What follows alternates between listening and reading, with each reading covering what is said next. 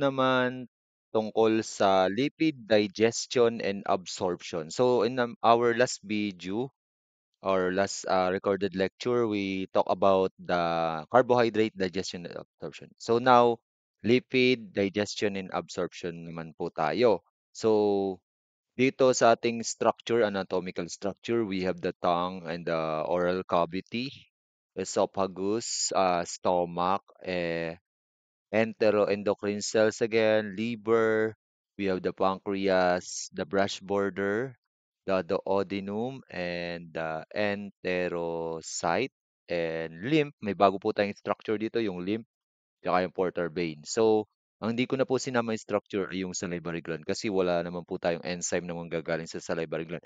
Tsaka itong brush border, wala din po tayong enzyme na release in terms of lipid digestion and absorption. So, let's begin.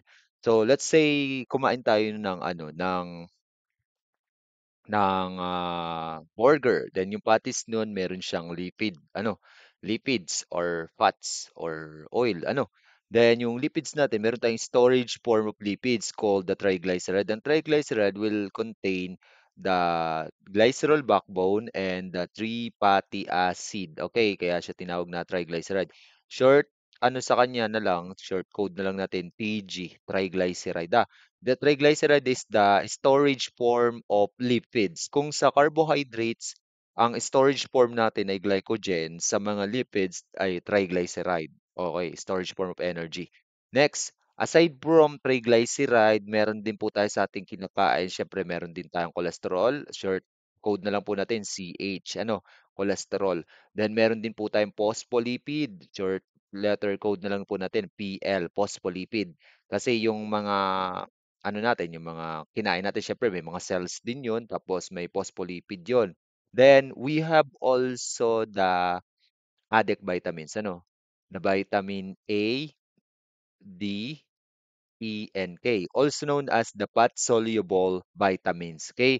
So, ang fat-soluble vitamins para sa pagkakalam ng lahat, these are vitamins na maa-absorb nyo lamang if present po yung lipids sa inyong diet. Without lipids, you cannot absorb these vitamins A, D, and K. That's why lagi silang naka-infuse sa mga pagkain na fatty foods. So, now, let's go ahead and start our digestion. So, ang first digestion po ng lipids din, katulad ng carbohydrates nung sinaw natin dati, ay nagsisimula din po sa mouth, unlike the protein na sa stomach pa, So, sa mouth po, meron po tayong i-release na enzyme from a gland na matatagpuan sa tongue.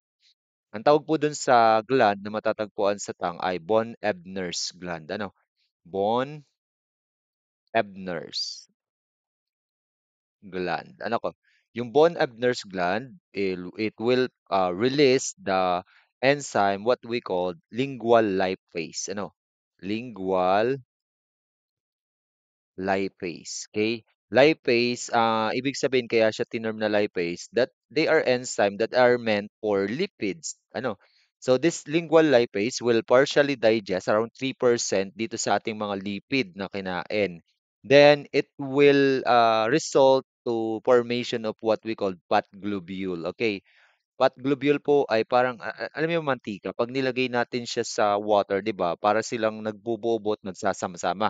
Yun po yung fat globule. So 'pag ginayan po produce po tayong fat globule na kung saan sa loob ng fat globule po sama-sama po diyan yung TG, yung triglyceride natin, yung phospholipid, cholesterol, and also the vitamin A,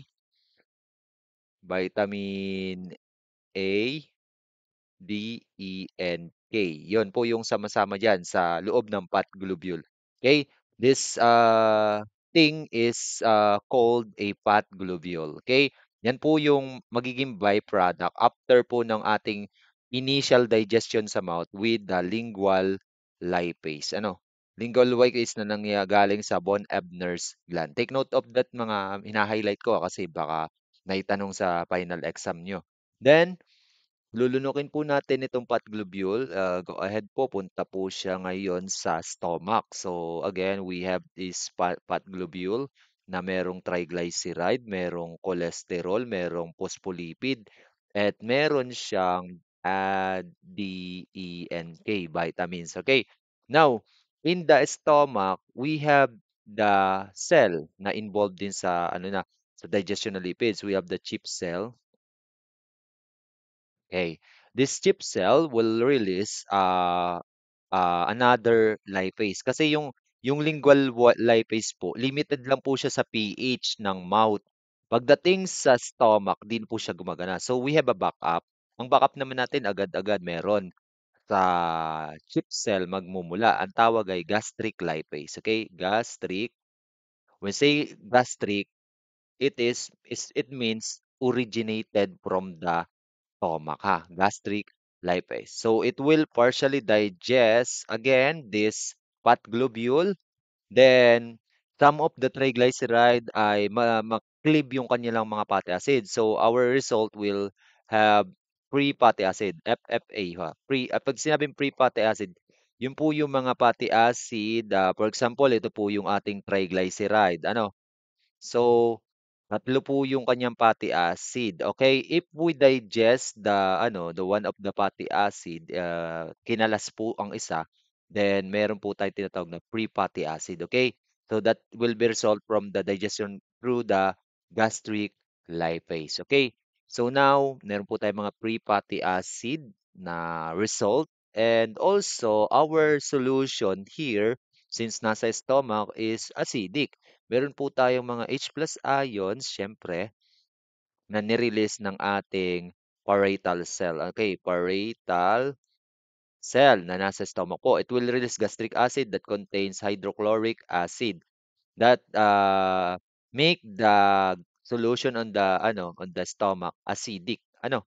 So this acidity and the presence of partially digested, yung mga free fatty acid natin, will trigger again this cell na meron sa na meron sa ating intestine sa duodenum. Ang tawag dun sa mga cell nagre-release ng something as a triggering molecule ay enteroendocrine cell again. Okay. This enteroendocrine cell, through the presence of partially digested mga lipids, mga free fatty acid, and the hydrochloric acid will release again CCK. Okay. Now, on our last video, CCK will directly trigger the pancreas. Pero this time, ang CCK po, ang una niya pong iti-trigger is yung ating gallbladder. Okay? This is the gallbladder. Okay? So your liver produce bile. Tanda niyo, bile. And this bile is stored in the gallbladder as bile salt. Okay? Bile salt po siya sa gallbladder. Think of a bile salt as biological detergent. Para po siyang joy. Ang ating pong katawan meron pong parang ang tawag po ay bile salt. Parang pinakang liquid, tawag dun, dishwashing liquid para ma-emulsify ang fats. So now that is the initial effect of the presence of this solution.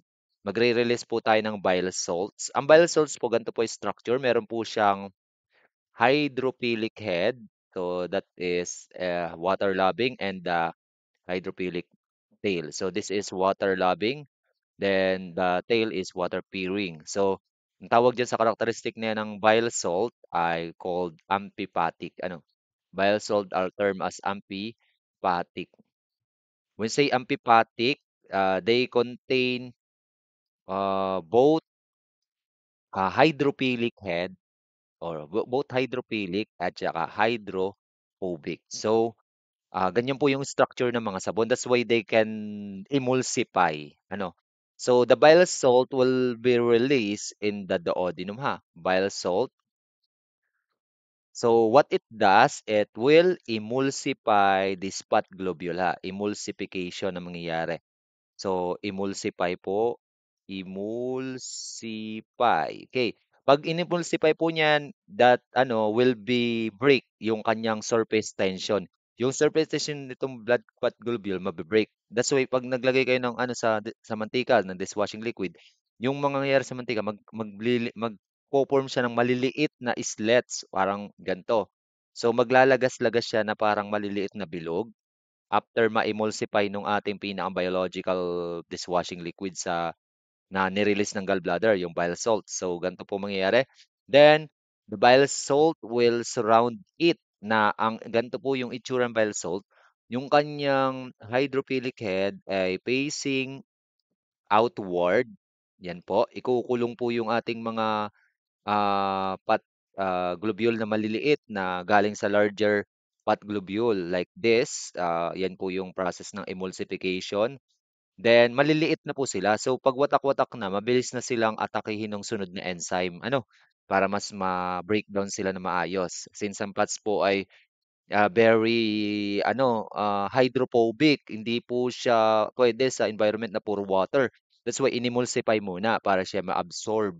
So now, after emulsification, we can form the what we call micelles. Ang tawag po diyan sa mga yan, yung mga yan, they are called as micelles. Ano? Micelles. Micelles are smaller droplets of fats that surrounded by bile salts. Ano? They are called micelles. Now, if micelles na po sila, syempre, alam naman natin na ang CCK, hindi lang naman po si gallbladder ang itinitrigger niyan, pati si pancreas. So, ngayon, effective na po yung sunod nating enzyme. So, after po ng lingual lipase, di ba, meron po tayong gastric lipase. Next, sunod naman po, magre-release naman po si pancreas ng tinatawag na pancreatic lipase. Okay, pancreatic lipase. Okay. Now, ang ano po dito, ang goods po dito, wala po tayong brush border enzyme. There is no brush border enzyme that will be released. Ang lasa po natin pancreatic lipase. Now, after po niyan, pancreatic lipase will break down the micelles, yung mga ano dito, yung mga smaller droplets of fats, yan, will break down. Then this lead to our product, final product as the glycerol. What is the backbone of triglyceride? We have the glycerol, GLY. We have the fatty acid. Ano? Then we have the cholesterol. Then we have the vitamins A. Yan, maghiwa-hiwalay na po sila at maliliit na sila. Next, ano po mangyayari sa ating bile salts? The bile salts will leave them. Iiwanan na po sila ng bile salt after na mawatak-watak na sila nung ating pancreatic. At ready na sila for absorption. So, ang 5% po ng ating bile salt will go into poop. Tandaan nyo. Pupunta sa poop. Then the rest will go back to the liver. Okay.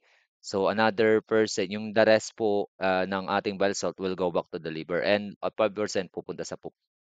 Now, dito po sa mga lipids natin, they have no channel. Wala silang yung katulad ng sa SGLT, wala silang glucose transporter, wala po silang ganun. Kasi ang cell membrane po ng ating mga cells is made up of phospholipid, tama? Phospholipid, predominantly phospholipid. And this is lipid also. So it does not repel kahit pa siya dumaan dito ng direkta. So mangyayari po, direkta lang po siyang sa semi-permeable membrane ng ating enterocyte sa small intestine. Then it get absorbed inside. So inside this enterocyte, it will be repackaged again. Okay? I'm not sure kung what is the reason bakit ni-repackage ulit siya. Then, ano po yung nag-repackage sa kanya? Ang tawag doon sa pag-repackage sa kanya ay it is a type of lipoprotein na nag-collect ulit sa kanya. Ang tawag ay ApoB. Okay? A lipoprotein ApoB will repackage them to again, dito po sa loob ng globule na ito na nasa enterocyte. Ang purpose lang po kasi kaya dina-digest natin para ma-absorb this sa cell. Then, pag na-absorb na to inside the cell, it can be repackaged again by the ApoB. So, andito na po uli yung ating mga triglyceride, buo na uli yung glycerol fatty acid, we have the cholesterol, and we have the addict vitamins. Okay? So, this lipoprotein po na malaki containing the ApoB is known as chylomicron. Okay. Ang pangalan po na larger po yan. Parang kasamahan po siya ng mga LDL at saka HDL. Larger form ng ganun. So that is chylomicron. So this chylomicron I will go muna first through exocytosis. Ang tawag po sa process na to ibig sabihin palabas ng cell, exocytosis. We'll go to the lymph, okay? sa lymphatic system siya papasok doon sa ating lymph vessel, hindi po sa portal vein. So, lymph muna po ang pupuntahan ng ating chylomicron. This is a chylomicron ha. Yan, sa lymph siya first ma-absorb. I'm not sure, baka may purpose sa immune system natin ang pag-absorb ng mga lipids sa lymph bago pa siya dalhin sa portal vein. Okay, now it will travel from the lymph papunta sa mga organ tissues. Ano? Then from that organ tissue, papunta sa largest lymph nyo sa lymphatic system that is called the thoracic duct ha. Thoracic, that is not S, that is C. Okay. Thoracic duct. Okay. Then from the thoracic duct, it will travel again to the narrowing part of the lymph called the what we call subclavian. Ano? Subclavian vein. Okay. If you have hanapin naman, makikita niyo mga itsura niyo. Thoracic duct is the largest lymph. Then, from the subclavian vein, it will lead to the portal vein. Then, pag nasa portal vein na po siya, syempre, alam niyo na kung saan siya dadalhin. When say portal kasi, pag pinasabi portal vein, it will always lead towards liver. Okay? It will lead towards liver pag nandito na siya sa portal vein. Okay? So that's all again for digestion and absorption of lipids. If ano naman, pwede niyo ma-screenshot itong buong ano na ito, digestion. And yung mga sinabi kong information, i-rewind nyo lang pag dito sa mga recorded lecture. Okay? That's all for this recorded lecture. Thank you and God bless. And good luck sa inyong final examination.